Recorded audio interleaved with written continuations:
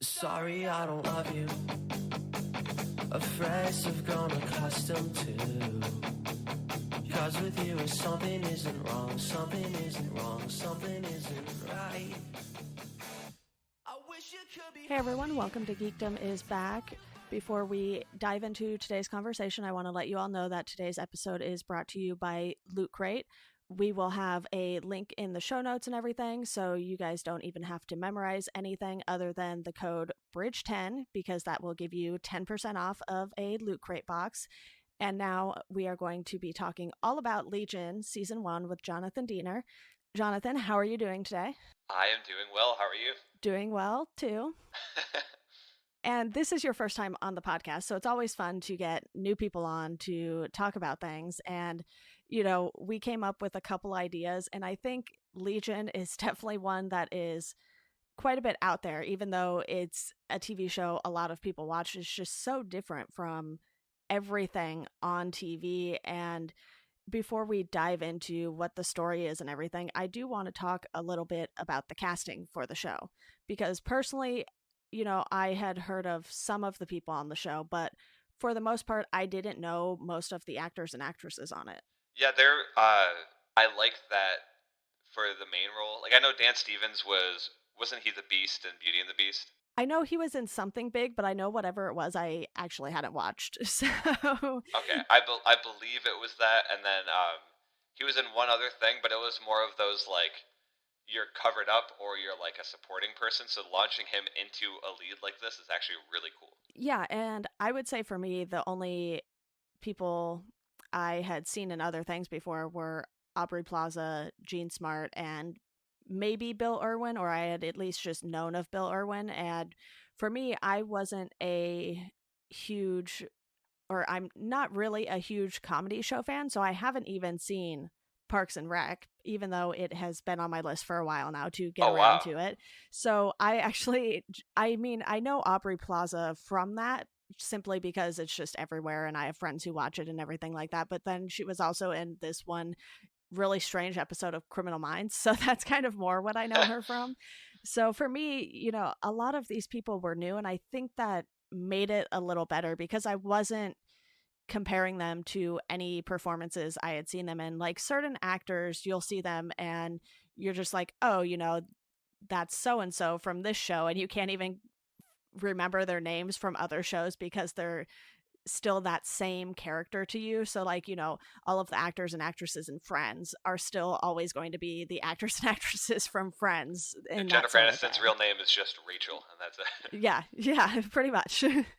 Well, did you ever, because you didn't watch the comedy stuff, did you ever watch any Flight of the Conchords? I did not. Okay, because Jermaine, who's Oliver Bird, I also have IMDb, so I seem like smarter than I am. But Jermaine was in that, and he is absolutely phenomenal, like one of the funniest people. And seeing him like inserted into this show, I love when you have like the well-known people as supporting cast. You know what I mean? Like that's to me what makes it more exciting rather than like, oh, it's Tom Cruise as Wolverine. You know what I mean? You're like, Yeah, okay, it's just yeah. Tom Cruise to me. Like when it was Hugh Jackman, like back in the day, I was like, whoa, this guy is Wolverine. That's what I thought. You know what I mean? Yeah, and that's exactly what I'm talking about. You know, Hugh Jackman is always going to be Wolverine for a ton of people. And, you know, that's myself included because he spent so many years playing the character. It's kind of hard to associate him with much else. And I think the great thing here, too, is they aren't focusing on your typical X-Men characters either. This is certainly an outlier as far as X-Men properties go. When uh, so I kind of binge watched a bunch of like YouTube videos, like behind the scenes, explaining all this kind of stuff, and it's super interesting because there's people that already are not into comics. Like obviously that's understandable, Mm-hmm. but people are assuming, well, Legion's a pretty big character because they made a show out of him. When in reality, he was a very strange, like, side character, like, tucked away, you know? So when you kind of, like, start digging into it, you're like, holy crap, like, this is. They, they built a lot out of not a lot. You know what I mean? Yeah, I had actually gone onto Marvel Unlimited and started looking up some of the Legion comics and everything. And I was like, there's really not all that much on this character in comparison to so many of the other X-Men and even just most of their characters in general, I would say. I was like, okay, these are very, very specific stories that they're telling with this character, even though he is tied to one of the major characters as far as the X-Men goes. Well, and that's like I was talking to someone about like the beauty of comics, how you could, in theory, interconnect everything forever if you wanted to, and Right. that deals with like time travel or like relatives of existing characters and that kind of stuff. So the way they're building this so far as a separate entity, I know eventually it's going to tie in with the stuff we'll be talking about in a second, but like they're doing it in a really interesting, cool way. Yeah, plus the show is not on, a CBS or ABC. So I feel like they have a lot more leeway with what they can get away with because if I'm remembering correctly, the show is on FX, which typically has some of the stranger shows that people will watch, like Fargo's on there and everything like that. So you can really dive into these characters in a different way just from the fact that it's on that sort of station instead of one of your typical local networks. And there was a second where FX was starting to pick up more comic stuff. So Yeah. uh, I don't know if it's still going, but Jason Aaron's Scalped was supposed to be on FX. I heard rumors that they may have dropped it, or at least FX did after a pilot. There was talks that Deadly Class from Rick Remender was supposed to be on FX, but that just got picked up by Sci-Fi instead. Yeah, I saw So that. it's super interesting watching how like to me the more interesting way of dealing with like the whole superhero world of things, like whether it's Marvel, DC, whatever, uh, it's more interesting when you take the strange like the sidestep story where, for example, like one of my favorite comics ever is Matt Fraction's Hawkeye, and it's not because it's the guy wearing a costume running around blah blah blah. It's a guy that lives in this like crappy apartment building, and he's like, "Oh yeah, I'm an Avenger. I guess I got a bunch of money on this card, so I guess I'll buy the building." And it's like him dealing with like small town concentrated stuff. Whereas this show, to me, this is more of just art, where they're like, because he is actually a crazy person, we have way more leeway to do whatever we want with the show. So I feel like FX, you can do that without having to have like gratuitous violence. Like you don't have to have like nudity or swearing or whatever, but you could still have a really captivating and abstract, bizarre show like this. Exactly. So why don't we go ahead and dive into some of the characters in the show too? Because you have, like we mentioned, Dan Stevens as the main character, David Haller, who is known as Legion in the comics, and they don't really give you everything about him right away. And I think that's what makes the show so appealing too, because throughout the first season, you're getting these bits and pieces of his life, and he's remembering certain things that have happened to him. And for a while there, it seems like not only is he not entirely sure what's real and what's not, but then the audience isn't either. And you really just get to dive deep into this character. And initially he's diagnosed with schizophrenia, which is pretty much not the case because it's more so his powers that are doing this, and the what is it called, the devil with the yellow eyes. And Yep. I think the devil with the yellow eyes has a couple different names here. I almost call it a shadow monster, but that's Stranger Things. So What's the Shadow King? yes, okay, I knew it was shadow something, but Just the all Shadow, of these the other shows, comic. yeah, too many shadows going on here. But yeah, there's so the most interesting thing for me about this is I did not read the source material leading up to the show, and to be completely honest, most people didn't. Yeah. And there's going to be a bunch of people that like read it after the fact and they'll argue with all this stuff and blah blah blah. But to me, I was going into this completely fresh, where it's like I grew up with X-Men, I knew all that stuff. It is what it is, but I was completely unfamiliar with it. So even like I guess starting with the first episode, that I watched that pilot 6 times. Like Wow. 6 days, I just continually kept watching it because I was just like mesmerized. I was like, what is making this show different? What's making it special to me? And the most, I guess, interesting part of it was this completely two-sided thing where it starts out very contained, very, I guess, frantic, and like it's some. I was talking to one of my friends about it, how he's like, "Well, I'm so tired of the trope of someone not knowing what's real, blah blah blah," and I was like, but to me, that's what's exciting because similar to Lost, you're constantly guessing, and when you're guessing, that also means that character development is the number one point of the story. So you want to find out how someone got from point A to point B, and you want to find out what they actually know and what's actually happening around them. So this show is very literally based on that fact. So when you start getting into like David Holler's story, like I love that we aren't getting this is how it starts and we're going from the beginning to the end. We're getting this is the present and these are these like completely fragmented pieces of his past that we're just kind of throwing together.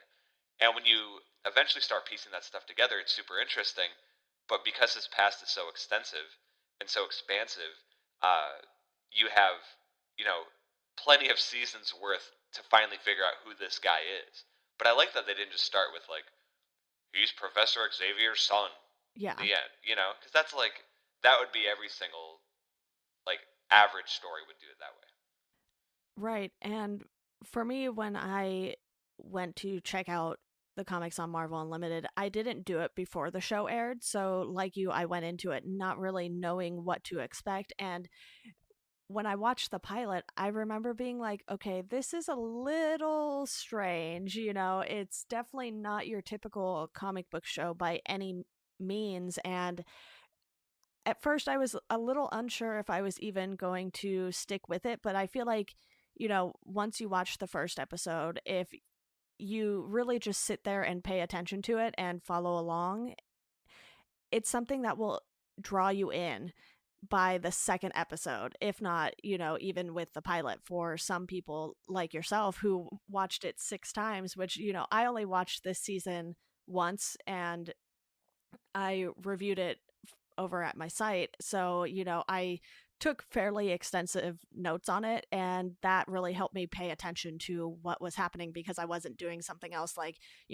browsing Twitter, just browsing the internet in general while watching it, as I tend to do with some like procedural shows where you don't need to pay attention every waking moment that the show is on the screen. And I feel like because you have these characters, especially Legion, who has that strong relationship to the X-Men, even though clearly, he doesn't really have any clue who his dad is until later. And if we even see that in the first season, I don't know if that was just given to the audience or also given to him, but it's still one of those things where he's tied to this very powerful character in the X-Men universe. And these characters, while they are extremely powerful, it doesn't feel like you have the same kind of stakes that you have when you go watch an X-Men movie or something.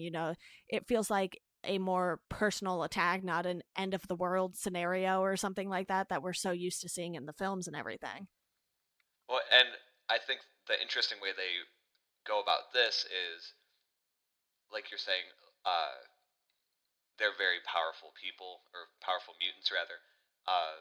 But what's interesting to me is because it's so contained right now, it's that whole like, okay, this is about to explode, and the fact that not only does he have the ability to, and we'll get into like powers and stuff in a second, but not only does he have the ability to like move things with his mind or whatever, but he just changes reality in general, which is terrifying. So when that's happening to the person in the room with him or the people outside of the room, like that can very literally change the universe itself.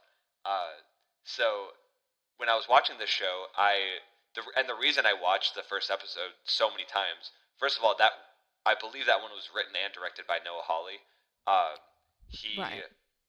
and from what I understand with like some of his shows, he will write the first 2 episodes and then kind of just like pass off the reins and then come back for like the important moments. Which, when you're busy directing and doing all this other stuff, like it makes sense. Like, but you could tell that there was so much time put into the first episode, the pilot, where like I was saying before, the first half is this contained thing, but then the second half, when it breaks out of this, like your mind is so familiar with this scenery, the second that breaks and you're seeing like these people flying around and shooting fireballs and like the way the graphics were, I guess, displayed in the episode.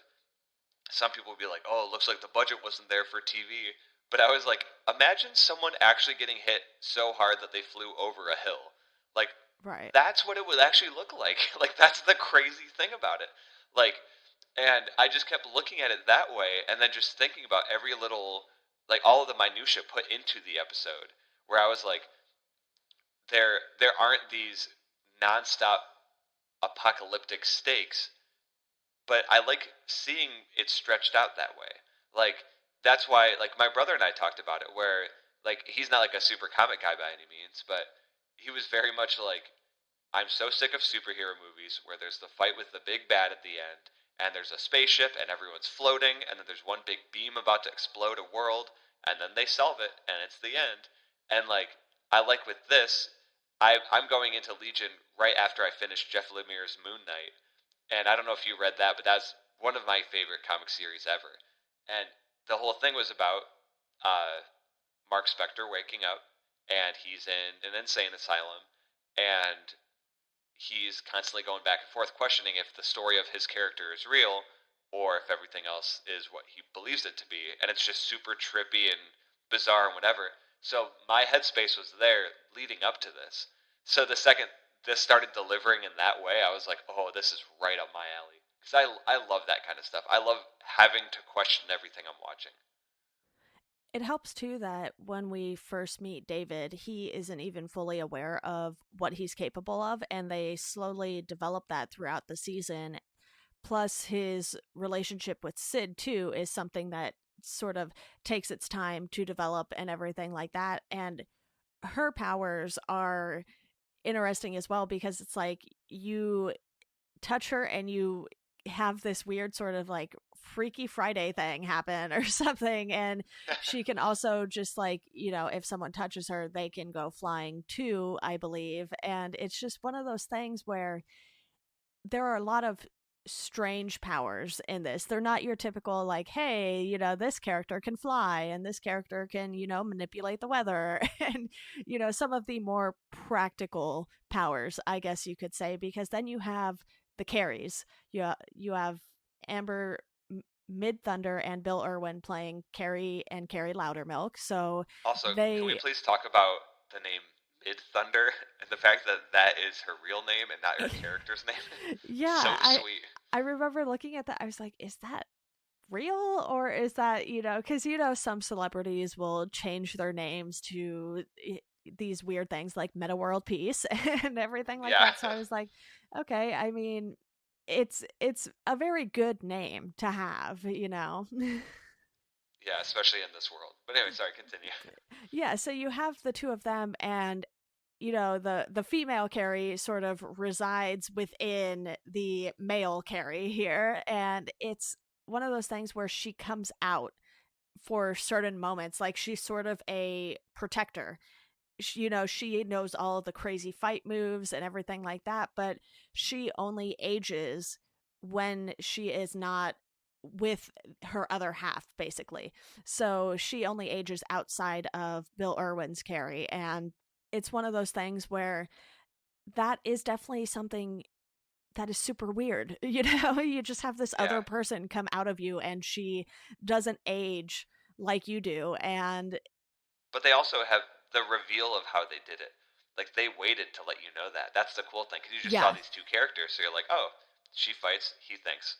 It is what it is. yeah. And you could tell they always had this sort of connection, but at first it felt more like a father daughter sort of thing.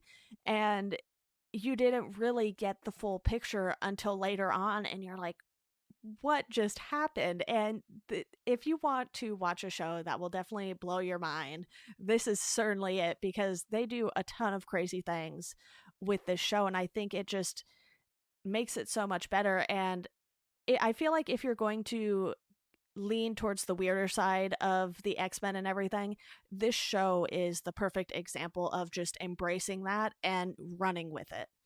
And I love that the whole show is based on perception too, where they will ease your brain into finally finding comfort in like a constant. So you're like, okay, so this scene, I'm familiar with this place, I'm familiar with this person, and they keep doing that, and then they go, actually, just kidding, and they wait 5 episodes to do that, and then your brain's just like, what? And they keep doing that. So like, so for the carries, it's the exact same thing where you see that. Even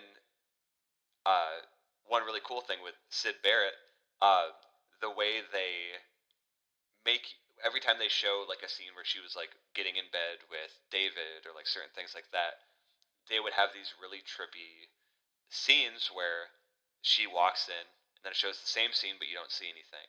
And then she's in bed, but then you also don't see anything. So you're like, is she there? Or is she like mentally with him? Or like what is happening in that situation, you know? And that's what I love because the average person would go, this is stupid. I have too many questions. I'm done. And with Right. me, I'm going, this is great. I have so many questions. Keep going. Yeah. There are a few more characters that I want to run down here just so we sort of cover, for the most part, the major characters. And Aubrey Plaza plays Lenny, who is initially a sort of psychologist, therapist type of role at the hospital that they're in and everything, or not hospital, but the quote unquote asylum that they are in, Yeah. The because, institution. yeah, that is the word I was looking for. Thank you.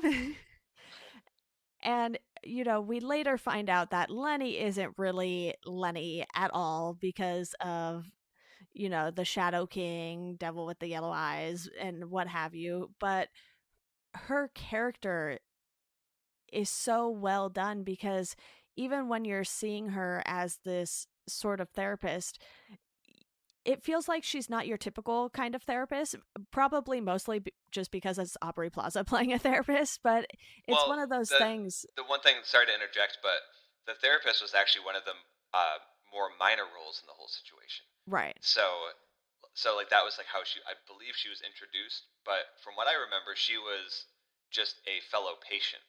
So that was like the the way they painted her story was she was just another crazy weirdo with David, and she's like also like at the same place getting help, and they're both buddies, and then they show like scenes of them outside of that, you know. But Yeah. then what they eventually do, and like with the reveal of the whole Shadow King thing, I love, and again, they're not only do they give you the same thing but change it up. This they're giving you the same thing but with different context, which makes it terrifying.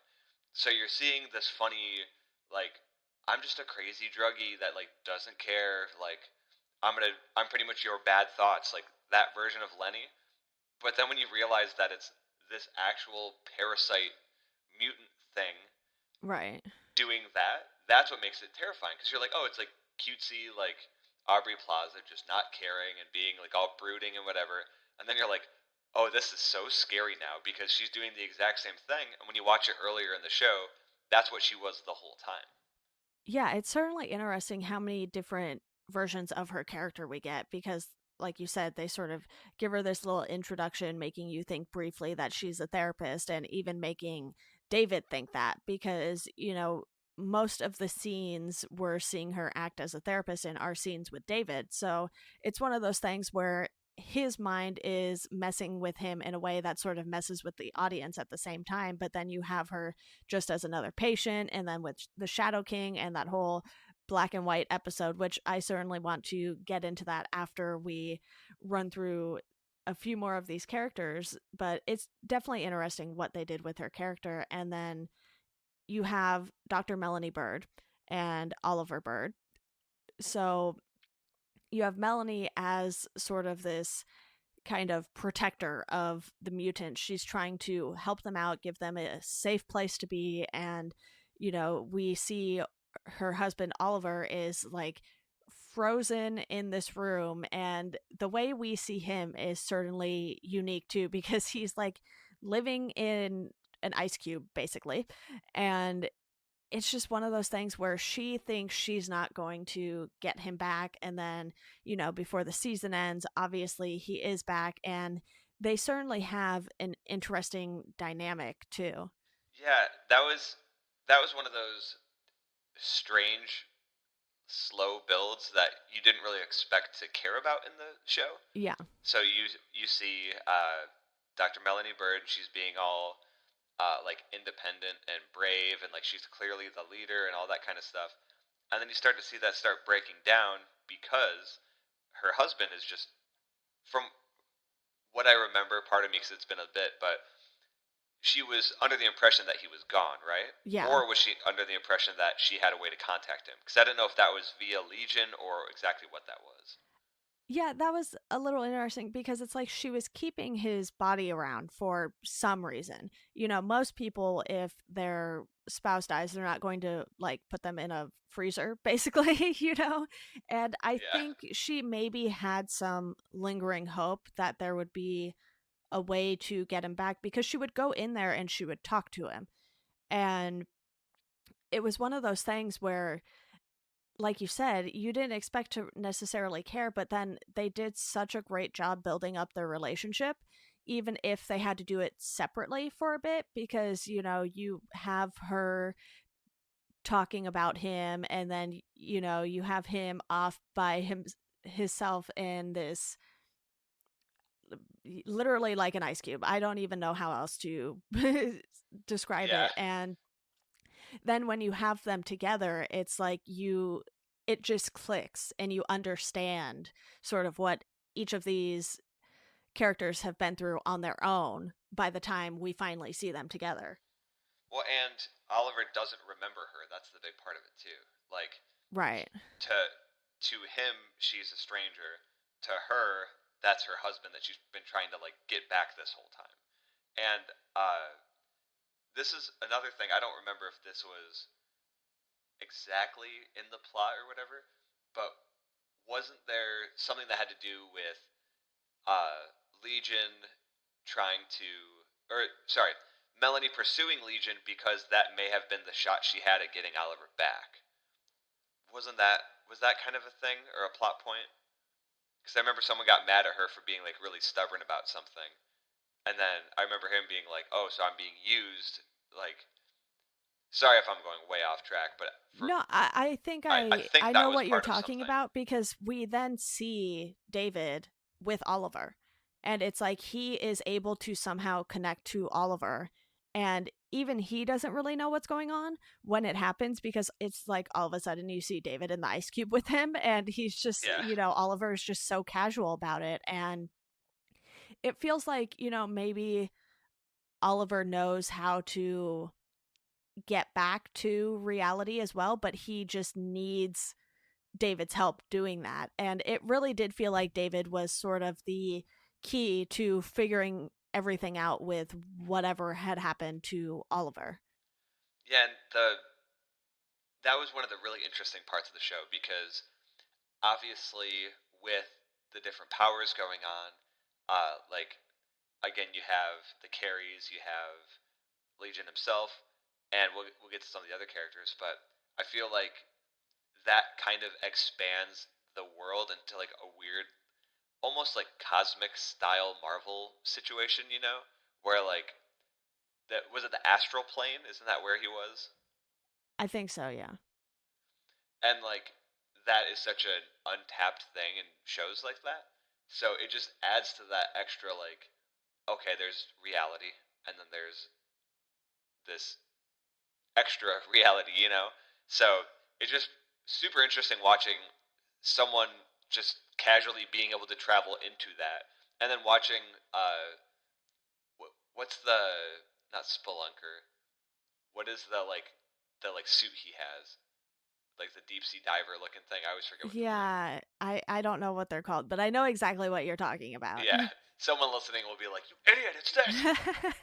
But like, it's just super interesting just seeing that pop up in random places too. And he's just like, "Hey, follow me into my weird ice cube." Like he starts being Yeah. able to bring people to that too. Like that's super interesting. Yeah. Another one of the main characters that's there where, you know, Melanie is keeping all of these mutants safe and everything is Patanomy, and he's the memory guy, basically. So, he can take you into your own memories and take other people as well. So a lot of trying to figure out things about David happens in those memories. And, we see the angry boy and we see all of these moments in David's life that he sort of is trying to block out and has been blocking out. So it's really a good look into David's life. And even though, it's a different character's powers doing that, it still largely revolves around David. And I think picking him as the main character for this, and obviously because the show's name is Legion, you're going to focus on that character the most, but it still gave you the opportunity to see what all of these surrounding characters were capable of, because they were all just trying to sort of figure out who David was, figure out what's best for him, and like you said, in Melanie's case, even try to use him to their advantage for something too. And I like that. I mean, I'm sure. I don't think this was intentional by any means, but the word legion, like, it's like a unit, a group, Yeah. and it's kind of showing that like this anonymous X team in this time that they haven't really defined yet. Uh, it's kind of interesting because the show is called Legion and it's about this group of people, you know. Right. So there's that whole interesting side of it too. But I do like that everyone is not only being helped to learn their powers, which is very similar to the whole like Professor X situation, Right. but like everyone has a purpose in what they do. So when you go in there, like each person will like one of the carry, or I guess the male carry, will like help you when it comes to like being the doctor and like walking through things and like examining you. And then Patanomy will actually walk through your memories and like everyone has their purpose. Uh, so it's super interesting watching how all of that comes together. But then the other side that's super interesting to me is by doing that, that's how they created a really interesting way to tell you a backstory. Instead, like you're finding out bits and pieces that way because there's an actual purpose to telling it that way. Whereas a lot of shows will just insert random flashbacks that just there's no interesting way of doing that. It's just like, oh, here it is, the end. Whereas Right. this show is like you are literally seeing into his thoughts, and the people in the present are traveling in the past to those thoughts and seeing all of the contributing factors to how he came to be who he is. Yeah. Plus, we then have a couple of characters to make note of on sort of the bad guy side. So you have the Eye and you have Clark. So Clark is the one that's questioning people and, putting them in these rooms, and he questions David at one point. And the Eye, he's sort of like their tracker, basically. He can sort of see where people have gone, and, he can see all sorts of different things. And it's really interesting how, Clark is only listed in 3 episodes on IMDb, and yet he's a character you definitely remember throughout the entire season because you're like, okay, this guy is up to something. Which, oh yeah, yeah, he was one of the best characters in the whole show. Yeah. Like that's crazy. He was only in 3 episodes. I think it's just I because feel they like he was introduce it in with more, him. but I don't know. Yeah, Maybe I'm wrong. it. I mean, that first episode was such a big, impactful thing. I think that's probably why it sticks with you. Yeah. But like, it's the quintessential like government official business person with like this gray area that you don't fully understand. And he's like a very good talker, and that's what makes it kind of terrifying because you're like, this guy's very confident and smart. Whatever he's doing must be very bad. Yeah, exactly. Well, are there any characters you wanted to touch on that we haven't hit yet? Let me see. I'm going through the IMDb as well. Yeah. Um, Always helpful to have that open during podcasts. yeah. I also love one of the characters, just Asian teenager.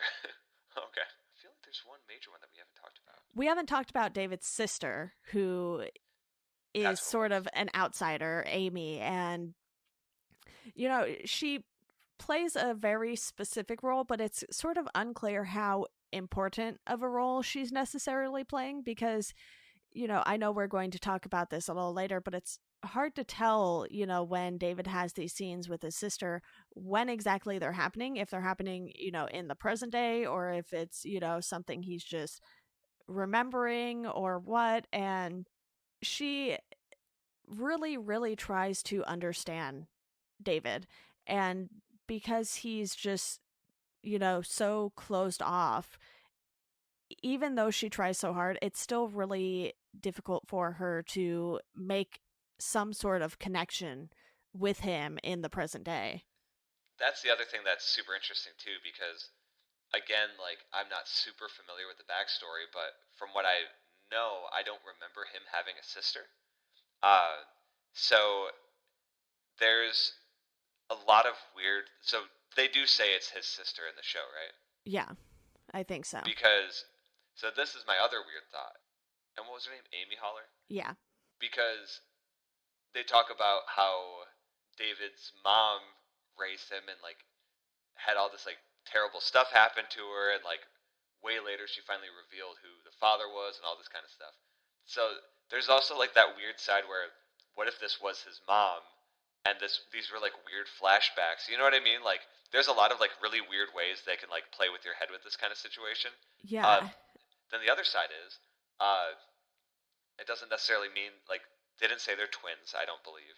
No, So it actually implies that David's adopted for okay, the purpose of the show. So, Amy has her mom and dad are her mom and dad, and then it sounds like they adopted David, but they did so at such a young age that they really did have the chance to grow up together, because we keep seeing that flashback to him and Amy in a field with the dog.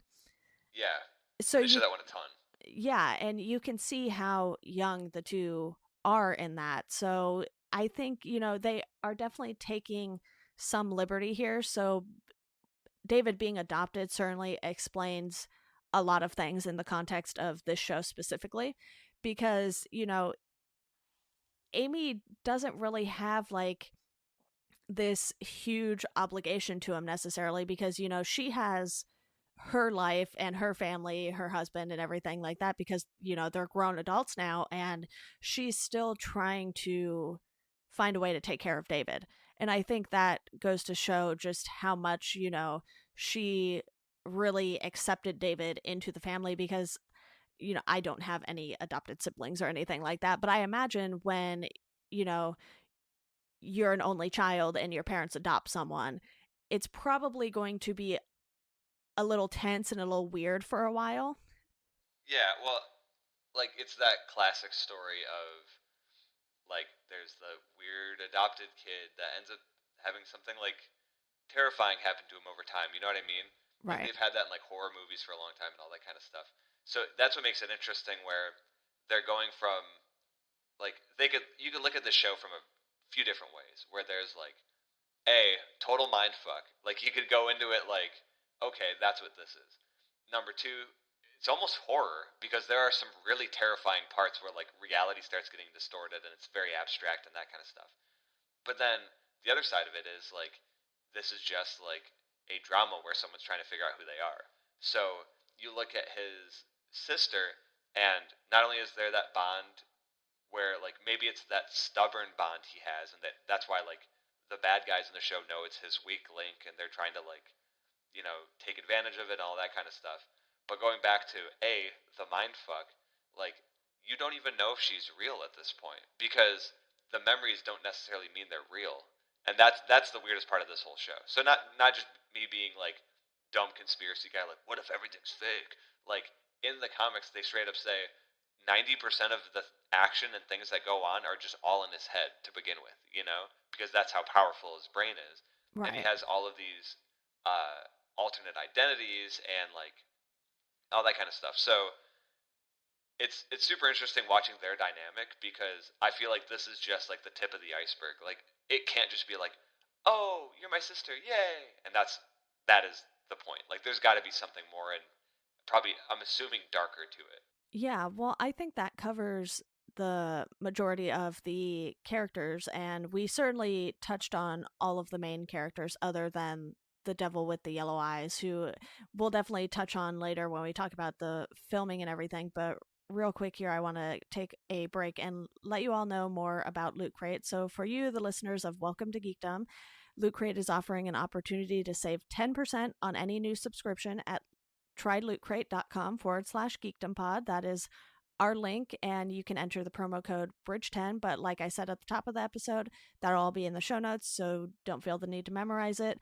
But what you get with a Loot Crate box is you get a ton of items that are pop culture related. You'll get gaming stuff, geek stuff, all across the board, and it'll be licensed gear, apparel, collectibles, and some even one of a kind items. So you are definitely in for a treat no matter what box you sign up for. And each box will have a couple different themes to it. So, you'll have a box that has, some stuff from Jessica Jones and some stuff from, maybe Batman or something like that. And it never really is the same thing twice. So you can definitely pick and choose whatever looks best to you. And I just want to thank Loot Crate for sponsoring this episode. But now we are going to dive into some more of Legion.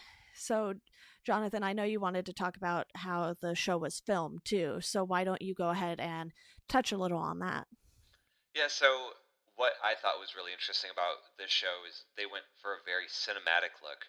Um, Everything from the colors to the strange symmetry, and the number one thing that sticks out to me is the odd sense of timelessness.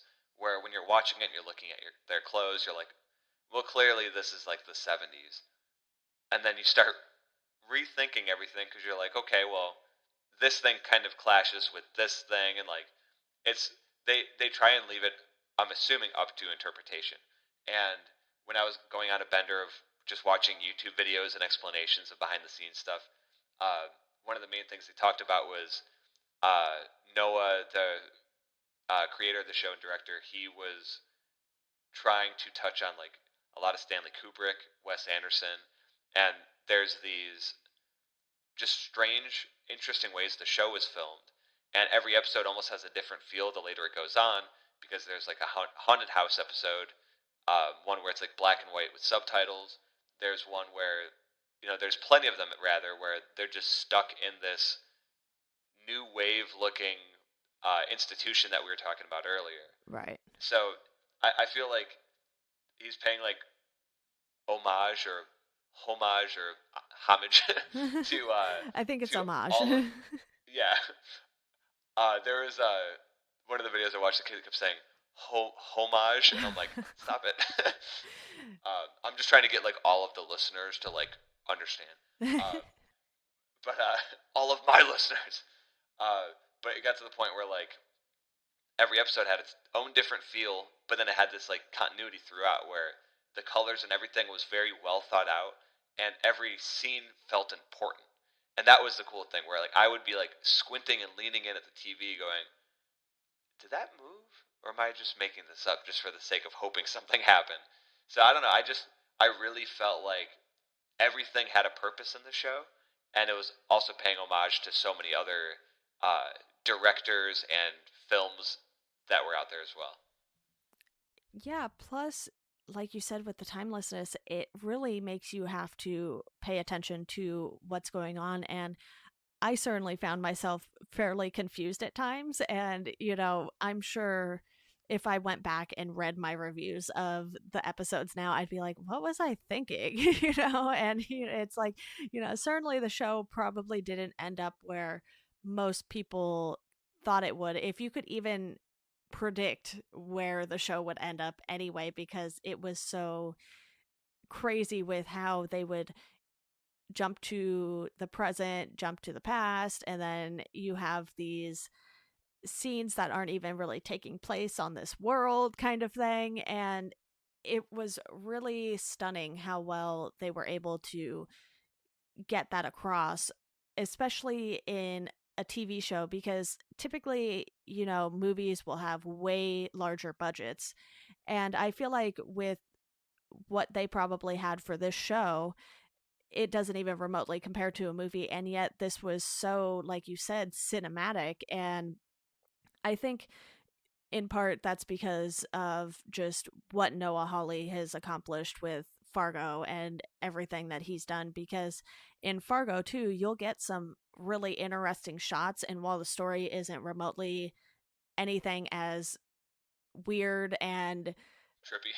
out of place like Legion is, they still have, some interesting moments in Fargo. And I think a lot of it has to do with his vision for the show too, because if we had just had this be something like The Gifted, which is an X-Men show that's on now, it certainly wouldn't have felt like it worked as well as this style did. And I feel like, again, with the, I guess some would say, like, the oversaturation of the superhero world market, uh, there are a lot of ways to do the same thing, and there are still a lot of ways to do a different thing. And this very much did the different thing, and I think that's why it stuck out. But I think uh, the biggest like upset with the show is the fact that more people weren't watching it, because Right. I would constantly be going around like, "Are you watching Legion?" And they're like, "What's that?" I'm like, "It's on FX." And like, "Well, I have Netflix." I'm like, find a way to watch it. And then I Yeah. actually went back to try and like a week ago to go on demand and like binge the whole season again. But now you need the FXX app, and Oh, that's okay. like one of the only ways you can watch it. So what terrifies me is this will get stuck in those other kind of shows that are like app only, when in reality, like, the point of having cable is to consolidate all of these different channels, and Right. whether you're paying for premium or whatever. But the second you're doing like an app only thing like CBS is doing with their Star Trek, Yeah. like, you are just instantly closing off thousands to millions of viewers immediately. So like, I get the whole point is they want exclusive content. They don't care about viewership necessarily. They just want to build their content so eventually more people subscribe, whatever. Uh, but to me, it's like with shows like special shows like this, these are the ones that you don't mess up, because these are going to be like this and Fargo. Those are going to be your Breaking Bad and your Mad Men. You know what I mean? Like, that's what Right. builds a network.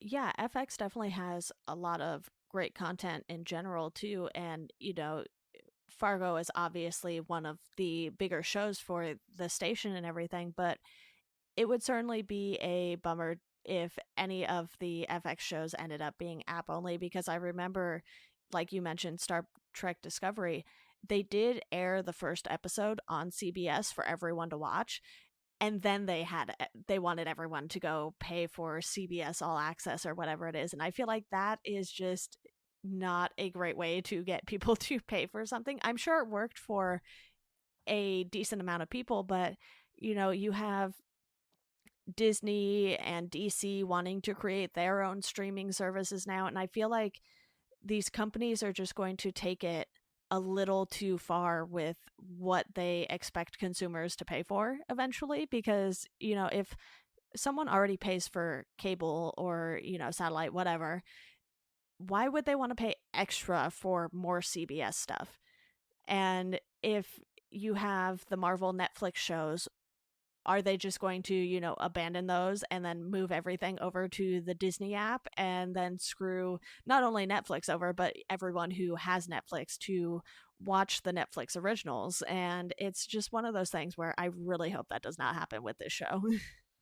Well, like, the unfortunate truth to all this, and this goes with comics, movies, just entertainment in general, or I guess just life in general, it's always the higher ups want money, and they're having people say, "Hey, this is the next big thing. Invest in this," and they go, "Okay," and they don't care about any of the other like peons that are under them, even if they're very famous peons. Compared to them, they're not billionaires that own a company. You know what I mean? Right. So like, for example, with Disney, because they're absorbing so many big, uh, like worlds and companies. So like they have Star Wars, they have, or sorry, just Lucasfilm in general. Yeah.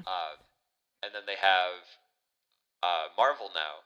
Like now they're talking about doing Fox as well, and once that would all be consolidated to its own app, because streaming is the future and not cable and blah blah blah blah blah.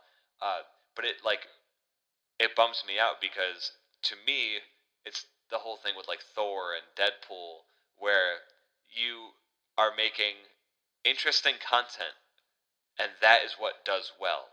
It's not the way you present it. Right. It's the product itself is good, which will make people in turn talk about it, which will then make more people pay money to see it or subscribe or do whatever. So with this kind of show, going back to Legion again, I feel like this is too important of a show to just waste on some dumb little thing like that. Exactly. Plus, at least in my opinion, it's one of the bigger shows for me on FX because, I watch Fargo and this and maybe one or two other FX shows. I'd literally have to like go see what is actually airing on FX because half the time I'm not even entirely sure what channel I'm watching when I watch stuff because it just all goes straight to the DVR and I'm like, wait, what channel is the show on? And Yeah, I'm the same way. it's definitely one of those things with Legion where, yes, it's a show that is out there, but I feel like with the way comic book shows are going and just the properties in general, there's always going to be an audience for a specific comic book show because there were probably plenty of Legion fans before this show was even announced, and we just, didn't really know them. And it's one of those things where, like we already mentioned, the history of the character is a little hard to decipher, and there aren't too terribly many comics focusing solely on Legion. So it's certainly an outlier in that respect. It's not going to be like The Flash or Agents of S.H.I.E.L.D. or any of those shows where you're going to have these prominent characters, but I feel like just because of the fact that Legion is tied to the X-Men universe in a different way, that's going to grab enough people to make this show one that a lot of people will still end up watching. And, I guess maybe that's a lot of people by, my definition of a lot of people, not necessarily what the TV companies think. Well, the one of the other like unfortunate truths is when you look at comics versus TV, and that alone is a jump of millions of people. You know what I mean? Right. So it's like there's so many more stakes when it comes to the entertainment industry on like the higher level, whereas comics are its own thing, but the money from comics comes from selling the properties of those to movies and television now. So like whenever like someone's pitching a comic, the second it gets picked up, it has one or two issues. The publisher is already like shopping it to somewhere else because they know that's where the real money is. So when it comes to like Legion and stuff, obviously that wasn't the intent when they made the thing. What's really going on is there are companies that are just grasping at straws where they're like is it Morbius the living vampire that just got picked up by Sony? They're doing a movie for them or Yeah. for him rather. Yeah. And it's like what? Like but it's literally just like I mean, we own it, we can do it, you know? So where I feel like with Legion, like eventually he causes like the Age of Apocalypse, and like I didn't even know that like originally, and that's like his flashpoint. You know what I mean? So if you look at through all the Marvel kind of stuff, like maybe he is like the catalyst for all of this huge change, whether it's positive or negative. But I like that they're keeping it contained to this bizarre, weird, like very schizophrenically shot show. And I Yeah. think to me that's what makes it special. Whereas like if this was uh what was the X-Men was the X-Men last movie just called Apocalypse? It wasn't Age of Apocalypse, right? I think it was just Apocalypse, but it's also the one I Okay. didn't watch, so don't It quote me on was that. absolutely terrible. Like I like it's they just gave up and they're just making like C plus Power Ranger movies at this point, Whereas like then you watch Logan and you're like, oh my god, I'm crying, or like there's these things that like have heart invested into them, and then there's others where they're like, it'll do well internationally, we'll be fine. Right. And before we go here, I want to talk about a very specific episode, and it's the episode where you have that black and white scene and everything with Lenny. And it's just one of those things where you certainly wouldn't see everyone taking that sort of risk in the middle of a TV show. So, what did you think of how they went about, filming that as sort of like a silent movie? I absolutely loved it. So the best way to describe that, and to explain it to, I'm assuming people have seen the show if they're listening to this, because we gave literally everything away. Yeah, yeah. So like when you go back to like the whole Shadow King concept, you're seeing uh, the devil with the yellow eyes, and it's this weird, creepy, like egg covered in skin monster thing that keeps showing up every time Legion is or David Haller is like, it's just in his brain, and it's like showing up in random scenes and like running at him and then disappears, and it's like legitimately terrifying. Like it's super weird and bizarre and abstract and like creepy, and it just will randomly be in even like nice scenes. It'll just pop up and go away, that kind of thing.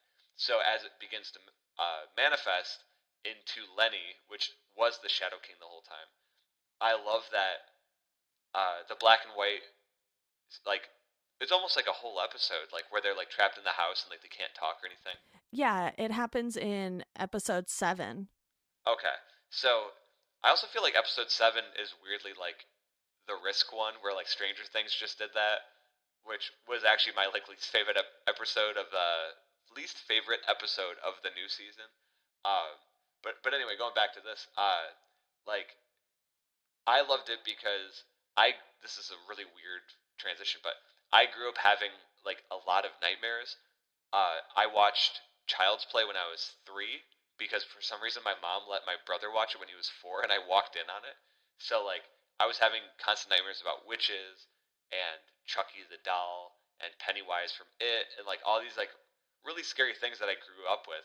But over time I started kind of loving how like messed up my brain was when it came to nightmares. Right. So this whole episode to me was like this bizarre abstract nightmare where you wake up and you want to tell someone, but you're like, I don't think I want to tell anyone about that because that was just way too weird to even comprehend. Like when you want to yell and you can't, or like you're paralyzed. You know what I mean? Like it Right. was a whole episode of all of that in a really cool artistic way. Plus, you have the chalkboard drawings, which is where David is. He's in a room full of chalkboards, and you can see, the devil with the yellow eyes drawn on there. And, so this isn't the episode where they're stuck in the house. I think they're still at the institution. Oh, oh yeah, they're in the hallway. That's what it was. Okay. Yeah.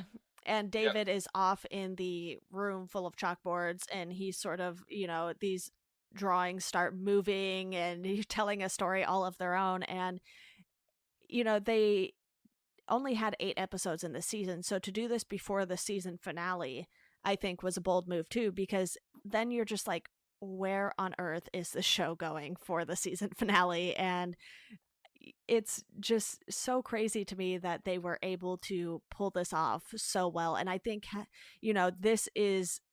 this scene and this episode is the reason why they casted Aubrey Plaza. That's my opinion anyway.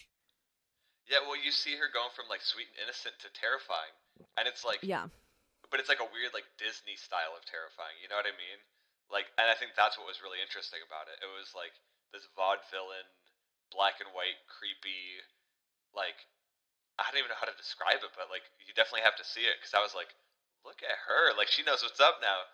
Because like at first you're just like, if you watch Parks and Rec, like that, it's probably even better for you by not watching Parks and Rec because her whole thing was like, yeah, whatever, and she would just pout all the time, you know. Yeah. And like Lenny was just like a slightly more excited version of that. So I'm like, okay, she's being typecast, she's whatever.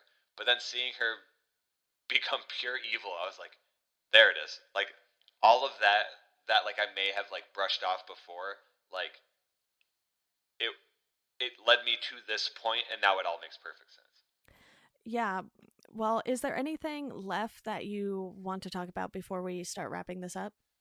I just think if people have a way to find access to watch it, they definitely should, because this show, American Gods. Oh, there's one other show that I was watching that I was like in love with, but like there's a lot of these.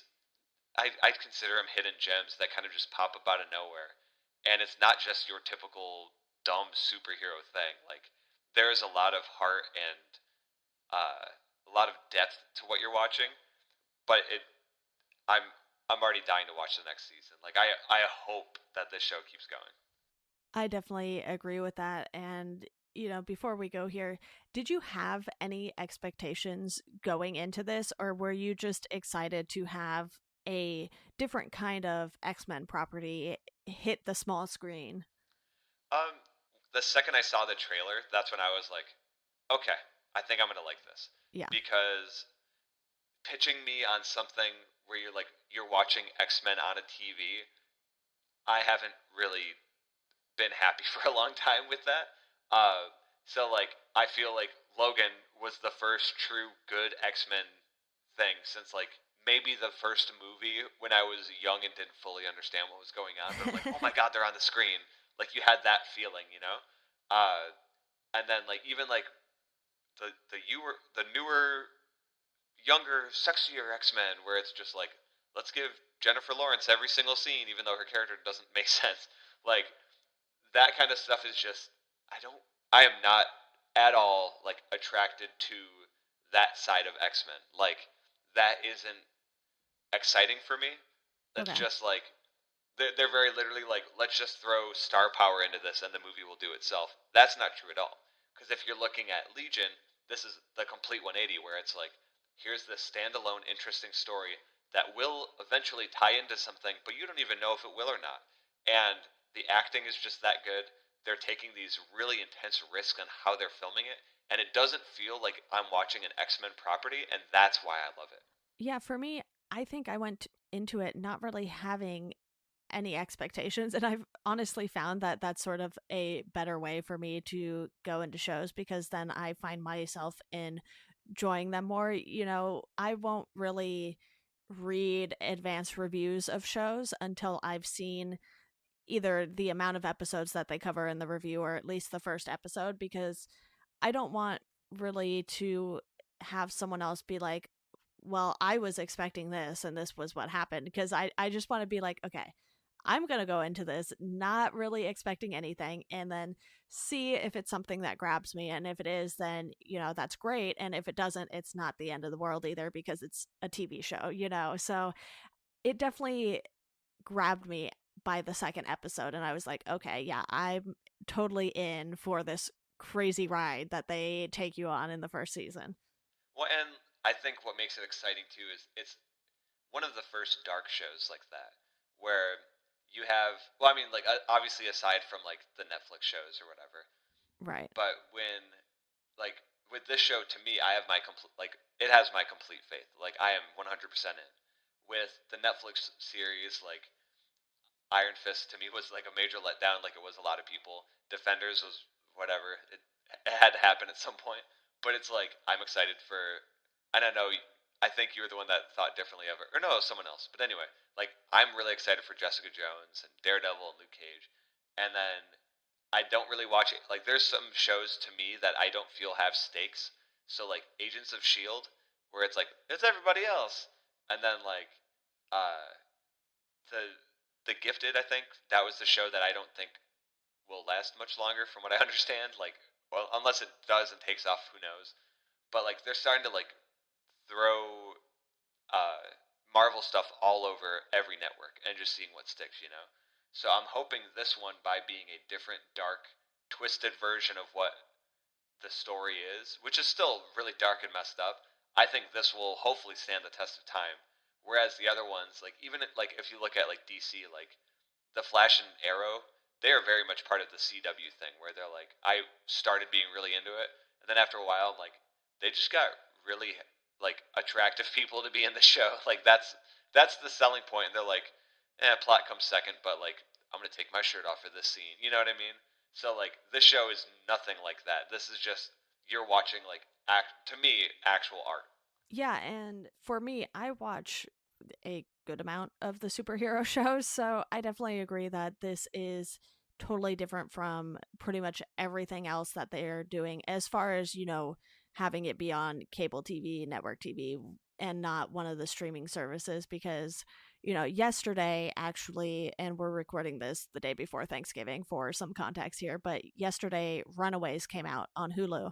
They dropped 3 episodes of that. I only made it through the first one, but that is a property that is very different from a lot of other Marvel comics too. So I think it's going to be interesting to see what they end up doing with that. And the first episode was really, without giving any spoilers away, it was a lot of setup, like introducing you to the characters, as most pilot episodes are for pretty much any show. Yeah, I'm not actually super familiar with the Runaways too. That's why I'm interested. I still have to finish Punisher and 900 other things I'm working Yeah. on, but Well, if you get the chance, definitely read the comic by Brian K. Vaughan first and then watch the show. oh well, if it's him, I have to read it now. So Yeah, I read it a while ago, so I was like, when I watched the episode last night, I was like, oh yeah, this character and this is what happens. And I was sort of getting a refresher as I watched that first pilot episode. But yeah, I would definitely recommend source material first for that because I feel like he does such a great job building those characters. yep, that's. I'll get my Marvel Unlimited open and sit down for 10 hours and do that.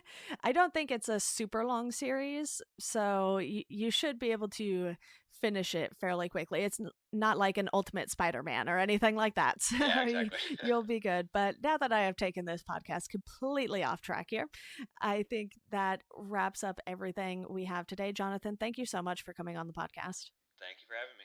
Of course, and to our listeners, as always, thank you for listening, and we hope you enjoy the rest of your day.